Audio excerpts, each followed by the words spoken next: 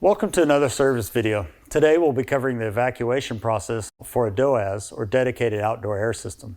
The evacuation process involves pulling a vacuum on the refrigeration system that's free of refrigerant. If a DOAS system still has refrigerant in it, refer first to our video on recovering refrigerant. System evacuation can have many variables ranging from system tonnage, levels of contamination, to quality of equipment being used. First, let's look at the equipment, starting with the vacuum pump.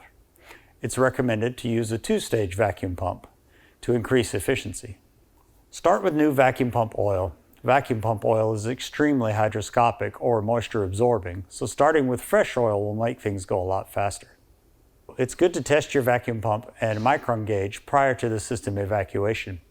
Attach the micron gauge directly to the 1/4-inch vacuum pump inlet fitting and verify that the pump is capable of achieving a vacuum level of 100 microns or less. It's always recommended to use at least 3/8 or 1/2-inch hoses for evacuation, as these hoses have less friction than 1/4-inch hoses and will speed up the evacuation time. Do not use a standard refrigeration gauge manifold for the evacuation process, as it too adds friction and increases evacuation time. As a general rule, the less fittings and hoses used, the better. Now let's start the evacuation process. Start by attaching a valve core removal tools to both the discharge and suction line access ports to remove the Schrader valves. Connect a vacuum tee to the pump inlet and the two large diameter hoses to flare connections on the tee. Connect the other end of the hoses to the core removal tool previously connected to the discharge and suction line. Connect a micron gauge to the reheat coil access port or liquid line access port by the filter dryer. Next, be sure there are no isolated sections within the system to be evacuated. Place the system in evacuation mode using the HMI. Enter the HMI menu function by pressing the top two buttons simultaneously and then navigate to the service menu. From there, go down to the test menu and finally select evacuation mode and enable. When the system is in evacuation mode, the EEV and reheat valves will open and allow full access to the system via the high and low pressure service ports.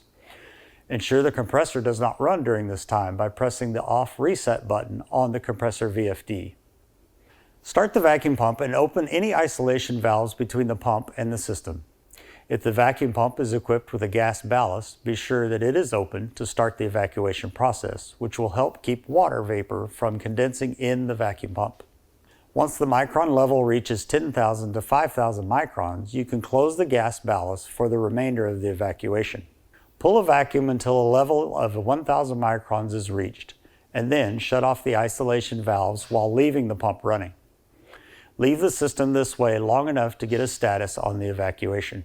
A rise in the pressure after a short stabilization process indicates that there is still moisture in the system, or a small leak is present in the system. Open the isolation valves and allow the system to continue the evacuation process until the vacuum level is 500 microns or less. Then repeat the standing test to determine if there is a decrease in leak rate after the stabilization of the vacuum. If the standing test continues to go above 1,000 microns but levels off at some point, it's an indication of moisture still in the system. If the standing test continues to go above 1,000 microns and eventually rises back to atmospheric pressure, it would be an indication that the system has a leak and must be found and repaired before continuing the evacuation process. If it's determined that the cause of the rise is moisture related, you can change the vacuum pump oil and perform a triple evacuation. To perform the triple evacuation, pump down the system to 1,500 microns and then break the vacuum using dry nitrogen back to atmospheric pressure. After backfilling with dry nitrogen to atmospheric pressure, run the vacuum pump a second time to 1,500 microns and again break the vacuum with nitrogen. Finally, operate the vacuum pump a third time to 500 microns, close the isolation valves and turn the vacuum pump off. Once the system is able to pull down to 500 microns, perform another standing test.